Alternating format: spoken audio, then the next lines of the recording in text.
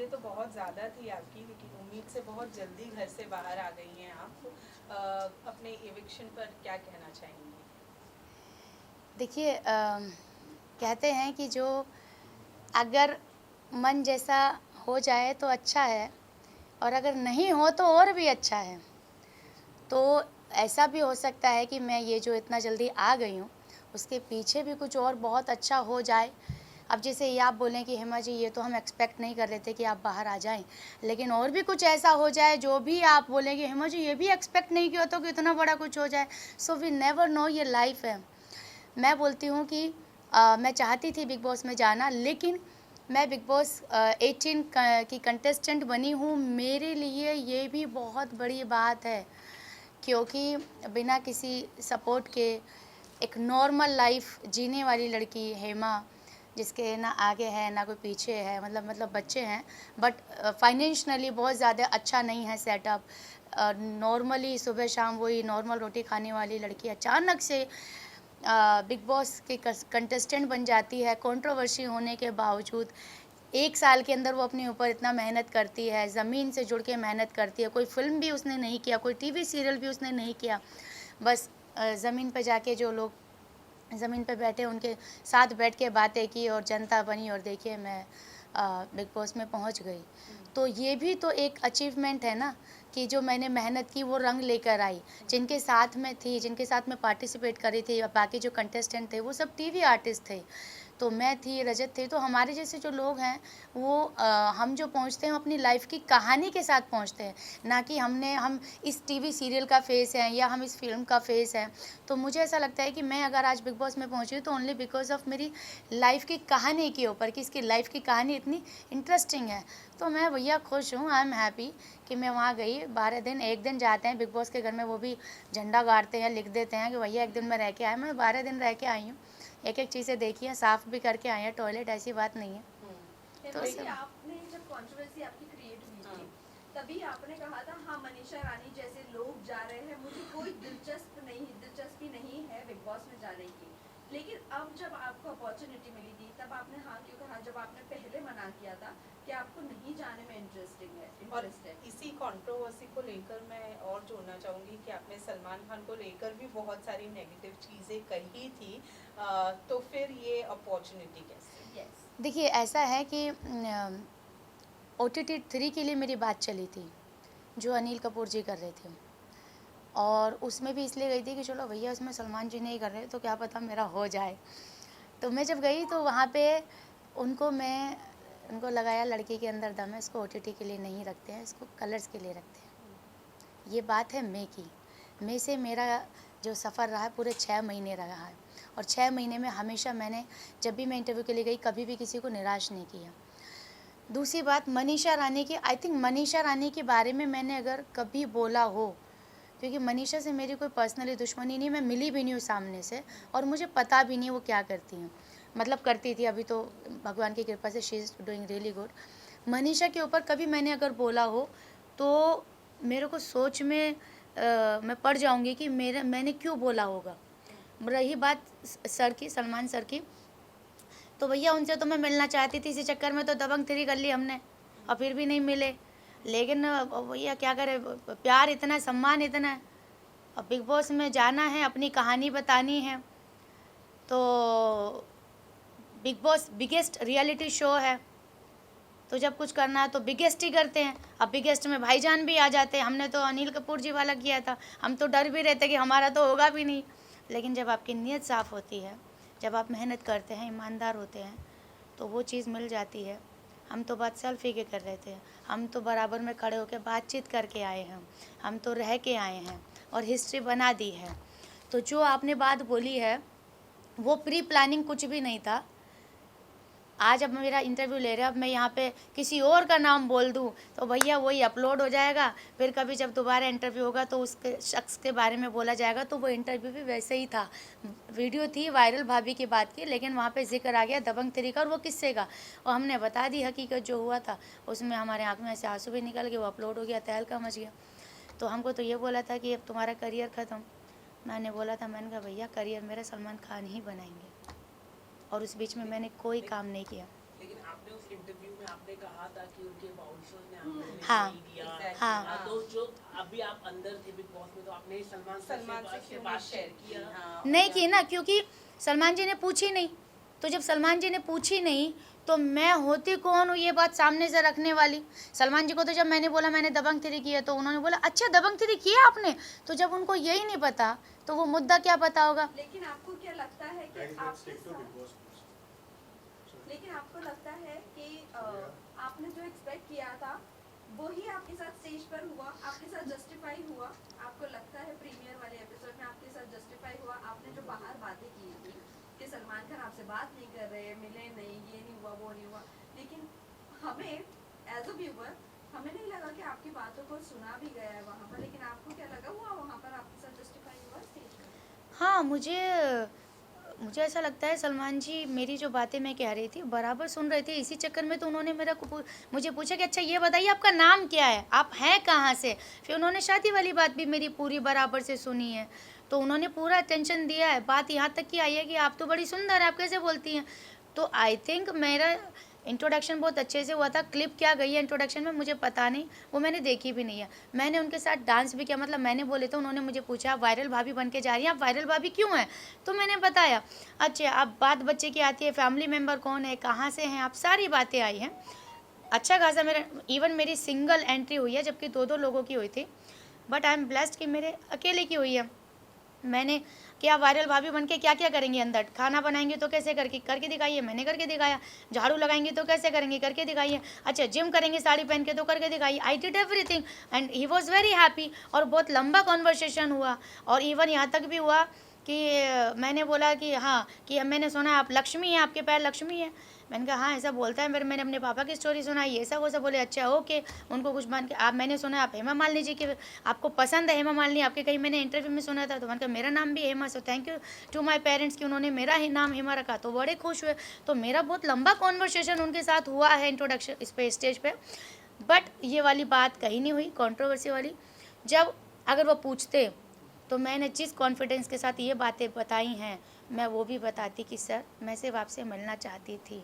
मतलब ये है कि सलमान सर तक जो बात पहुंचती है, मतलब उनको पता ही नहीं था, और कहीं ना कहीं आपको भी ये लगा कि सलमान खान की इमेज को लेके आप, मतलब आपको लगा कि गलत है सलमान खान जी की इमेज को लेके मैंने कभी किया ही नहीं। उनके जो आसपास रहते हैं उनके बारे में मैंने हमेशा बोला। सलमान जी को मैंने कभी मैं तो ना सलमान जी ने मेरे को धक्का मारा। ये तो फिर जब थंबनेल बनते हैं तो भैया फिर गर्दन यहाँ सलमान जी का एक थंबनेल लगाया हुआ है, उनके हाथ में तलवार है, मेरी गर्दन है। बताओ भैया इतना खतरनाक कर दिया तुमने कांड, उसको देख के मैं डर गई कि बताओ यार, खौफ सलमान खान, और भैया मगर सही से लगा लेता यार।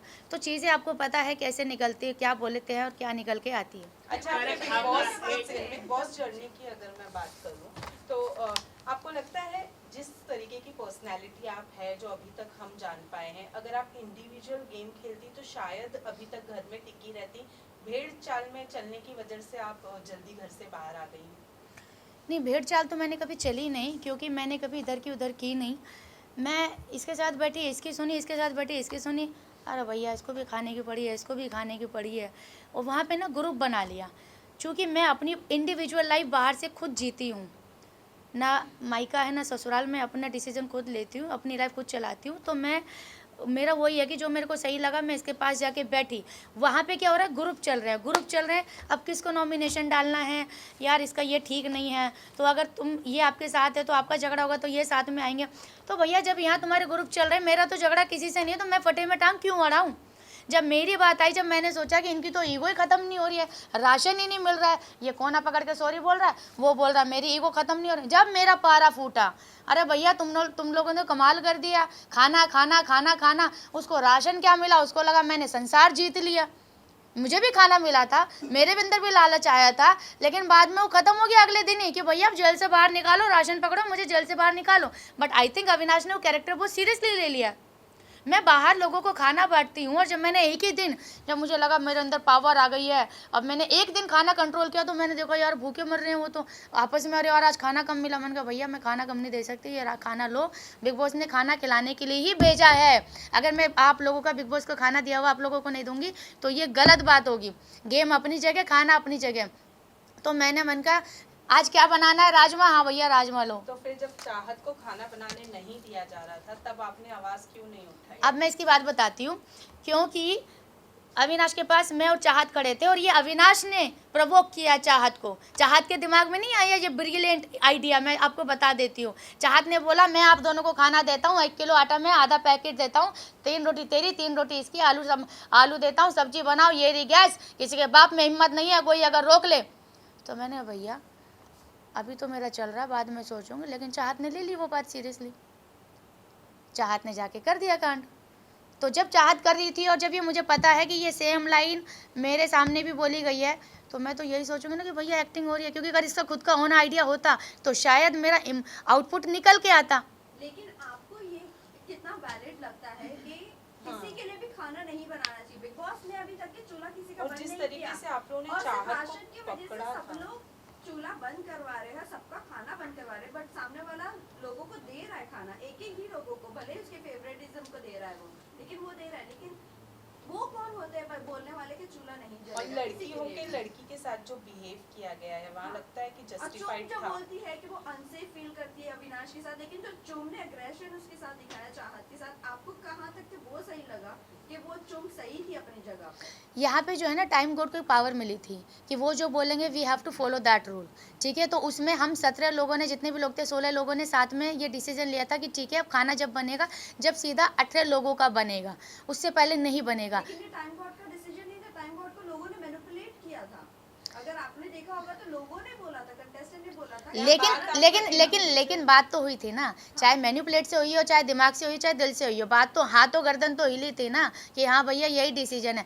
उसके बाद चाहत ने ये स्टेप लिया, कोई प्रॉब्लम नहीं है, लेकिन जो अगर आपने 10 लोगों के बीच में एक बात कही है और आप उनके अपोजिट जा रहे हो, अगेंस्ट जा रहे हो, तो first you have to at least inform them कि देखो भैया ऐसा मेरा हो गया तुम लोगों के साथ, अब मैं ये रास्ता पकड़ रही हूँ, तुम लोगों को कोई प्रॉब्लम तो नहीं है ना। उसने क्या किया, उसने बताया नहीं, वो सडनली वो चालू हो गई। अब मुझे पता था कि ये जो कर रही है ये सेम लाइन अविनाश ने बोली है, तो ये अविनाश से इंस्पायर्ड हुई है। अभी क्या हुआ, अभी तक तो पहले अविनाश दुश्मन था इसका, क्योंकि चाहत पांडे ने ये किया वो किया, लेकिन जब से अविनाश अंदर गया भैया इनकी दोस्ती ज़्यादा ही गहरी हो गई, मुझे समझ नहीं आया।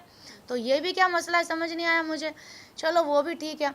तो तुम जो ये आइडिया कर रहे हो ये तुम्हारा खुद का क्रिएट किया होता तो मैं थी जो सिर्फ मुझे पता है कि ये मुझे भी बोली गई थी, लेकिन मैंने नहीं किया क्योंकि मेरे को इतनी नहीं थी। और मैं सबसे ज़्यादा तो उसे नहीं सुबह खाना खाया था, खिचड़ी भी खाई थी, वो शिल्पा जी भी खिचड़ी खा ली थी, एप्पल भी खा लिया था, चलो फिर भी भूख लग गई, कुछ लोगों को लग जाता है, वो टेंशन नहीं है। लेकिन वो बोल देती देखिए ऐसा है सर, जो भी अपना आरफिन जी, अब मैं ये अपना रविनाश से खाना ले रही हूँ, मैं बना रही हूँ, आई होप इसमें से किसी को प्रॉब्लम नहीं होनी चाहिए, क्योंकि ये बिग बॉस का घर है, इंडिविजुअल राइट है गैस खाना बनाने का, चूल्हा ऑन करने का। तो जो बातें चिल्ला चिल्ला के बोली गई और जो वो आ कर रही थी, मैं आपको बता देती हूँ उसमें चोट चाहत को नहीं लगी थी, चुम को लगी थी, ठीक है। तो वो तो थोड़ा आवाज़ ज़्यादा हो रहा था। अब पता नहीं भैया वो ड्रामा था कि सच था, लेकिन मैं बस उसको ये देख रही थी कि भैया ये लाइन मुझे, अभी तो साथ में दोनों खड़े थे, इसने मान ली, मैंने मानी नहीं, ये फ़र्क है बस। अगर मैं ये मान लेती तो ये मेरा मुंह देख रही होती और ये मेरे हाथ में होते। आपकी अच्छाई आपको लेकर डूब गई? कहाँ डूबी, बताइए क्या डूब गया मेरा? आप जेल में रहे 1 हफ्ते, तो जेल में रही तो मेरा इमोशनल आया ना बाहर। लेकिन जेल में रहकर आप ज्यादा पसंद किया, बाहर आने के बाद अब मैं आपको बताती हूँ कि जितने लोग उतनी अलग अलग बातें। अभी इन्होंने बोला आपकी अच्छाई आपको जेल में ले डूबी, अभी इधर से बोली अरे प्यार से बात कर रही हूँ, ये तो मैं जो है ना आपकी बात का जवाब दे रही हूँ, भी मुस्कुराते ऐसी कोई बात नहीं टेंशन वाली। अब इधर से आ रहा है कि जब आप जेल में थी तो ज़्यादा बढ़िया था, अच्छा तो तू जेल में रह लेती, ये बात आ रही है मेरे अंदर। तो ये जो है ना, जब ये वाले वीक में तो मैंने अपनी बलि वापस से चढ़ाने के लिए तैयार भी हो गई थी। जब राशन की बात थी अविनाश के चक्कर में, मैंने कहा गोड टाइम को बोला, टाइम गोड को मैंने कहा मैं चली जाती हूँ, पर मेरे को लिखित में दे दो कि मेरे को इस बार जल्दी निकाल लेना गारंटी के साथ। बग्गा को मैंने शामिल कर लिया, मैंने कहा बग्गा हम चले जाते हैं। बग्गा बोला नहीं यार फिर तू रोती है जेल में, फिर मुझे बुरा लगता है। मैंने कहा भैया अगर अविनाश चला गया ना तो माँ कसम राशन के चक्कर में हमें राशन ही नहीं मिलेगा। और वही बात हुई जो मैंने सारा को बोला, मैंने कहा अविनाश नहीं जाना चाहिए, देखना एक आटे के दिक्कत हो जाएगी। तो ये बात हुई थी। विवेन भाई ने भी मेरे को पूछा जी आप जेल में जाना चाहते हो? मैंने कहा भैया जाना तो चाहती हूँ, पर बिग बॉस से इस बार पहले आदेश करा लेना, बहुत लंबा टाइम लेते हैं भाई वो। लेकिन ये जो आप बोल रहे हो बाहर आने के बाद, मैं 2 दिन से 2 दिन मैंने थोड़ा सा लोगों को समझने की कोशिश की, क्योंकि जेल में थी तो वो लोग मेरे पास आते थे, मैं बाहर नहीं आती थी। तो 2 दिन मैंने थोड़ा समझा, पूरा घर समझा। और वो जो मैं यहाँ पे जो ब्रेक डाउन हो गया था मेरा जेल के अंदर, लास्ट जिस दिन मैं निकली, मैं उस दिन बहुत लिटरली हो गई थी। तो उससे भी थोड़ा सा मैं बाहर आई कि यार मैं पर्सनल बाहर से मैं ऐसी आई थी जूझते हुए, यहाँ पे भी मेरे साथ हो गई, ये क्या समझ नहीं आया। 2 दिन मैंने ले, लेकिन उसके बाद आई बिकेम नॉर्मल। लेकिन शायद मुझे ऐसा है कि कुछ चीज़ें शायद नहीं दिखाई गई हैं, मुझे ऐसा मन में है। आपको Okay, लगता है last आपकी question. जगह आपको आपको कौन लगता है कि आपकी जगह निकलना चाहिए था? अरे किसे सपोर्ट करेंगे? मैं सपोर्ट मैं अपने आप को ही करूँगी।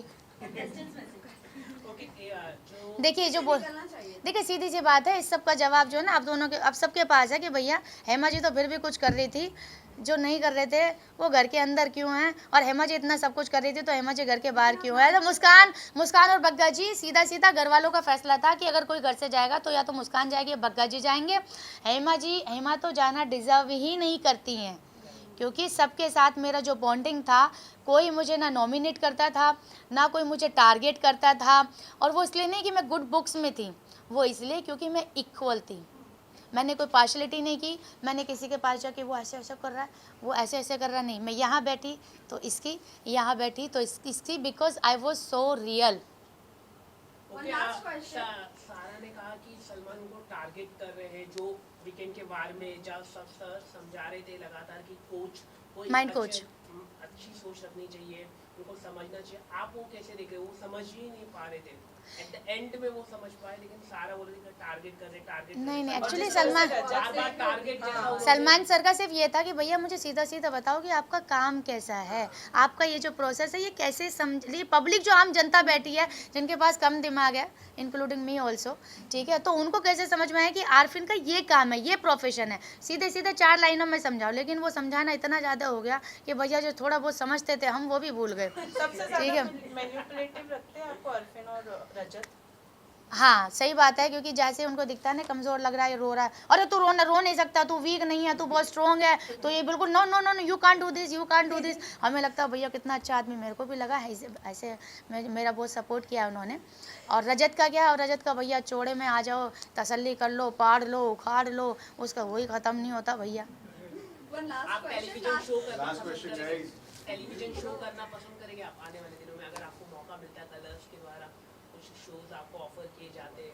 मतलब आप बात भी ऐसी पूछ रहे हो कि मतलब जिसका कोई हाँ बोलने के अलावा सवाल ही नहीं है, कोई दूसरा आंसर ही नहीं है, और इतने कुछ नहीं बोल रहे भैया, आप ही बोल रहे हो, लंबी चौड़ी लिस्ट आपके पास ही है। हमारा कसम बिग बॉस हाउस में आप जाना बताएं। वापस पसंद करेंगी? लगता है अच्छा, बिग बॉस में जाने मिलेगा आपको अगर आपको वापस? मौका मिले वाइल्ड कार्ड कंटेस्टेंट बन के जाएंगे आप? देखो ऐसा है कि मेरी जनता है बहुत नाराज़, और कोई भी ये एक्सेप्ट नहीं कर रहा है कि हेमा बाहर आना डिज़र्व करती है, वो भी फर्स्ट कंटेस्टेंट।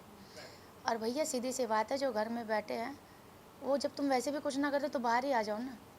जब करना ही नहीं है कुछ, तो जो थोड़ा बहुत कुछ करने के लिए गई थी भाई, नाचना गाना, और अब तो हमने एक्शन भी कर दिया, और ऐसा एक्शन किया कि हमारी तो ओरिजिनल आवाज़ ही चलेगी। तो ये किया रियल एक्शन इसको बोलते हैं कि जिसमें कुछ डैमेज तो हुआ, बाकी तो सब ऊपर ऊपर से कर रहे थे। तो जो आपने बोला ना, अगर ये होता है तो ये जनता अगर करेगी कि नहीं यार, बिग बॉस अगर मुझे वापस से गोल्डन अपॉर्चुनिटी देते हैं कि हेमा बिग बॉस चाहते हैं कि तुम वापस आ जाओ, जेल में नहीं, बिग बॉस जेल में नहीं, थोड़ा सा खुले मैदान में, क्योंकि मुझे अपने बारे में बताने का मौका नहीं मिला, बहुत जल्दी में आ गई और मैं बहुत सारी उम्मीदें लेकर गई थी।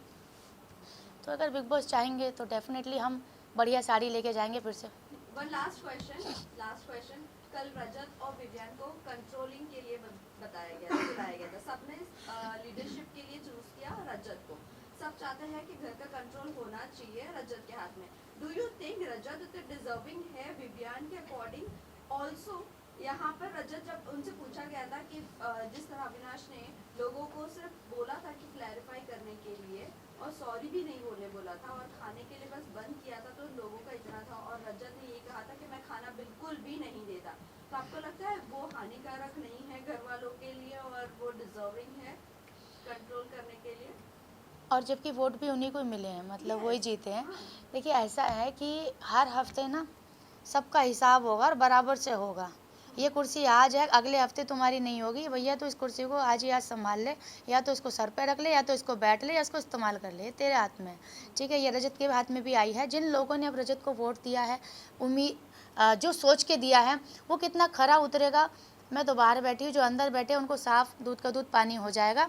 अगले हफ्ते उनकी आँख खुल जाएंगी और उनको समझ में आ जाएगा कि भैया अब अगली बार रजत को देना भी है या विवियन को देना है या दोनों में से किसी को नहीं देना है, कोई तीसरा उम्मीदवार खड़ा करना है। ठीक है, तो हर हफ्ते वहाँ इंसान बदल रहे हैं। लेकिन आपके अकॉर्डिंग रजत डिजर्विंग नहीं है कंट्रोल करने के लिए, आप ये बोलना चाहते हैं? वो थोड़ा सा ओवर कर देता है। विवियन जो है ना थोड़े से कम बोलते हैं, लेकिन आई थिंक दुनिया की समझ थोड़ा सा है उन्हें। हाँ, मुझे ऐसा लगता है, क्योंकि ये भी ज़रूरी है, क्योंकि कभी कभी बहुत जल्दी बोल देना भी ना वो बोलने के लिए अच्छा होता है, पर डिसीजन के लिए आई थिंक वो नहीं होता है ठीक, है ना। Thank you so much. Thank you everyone, thank you everyone.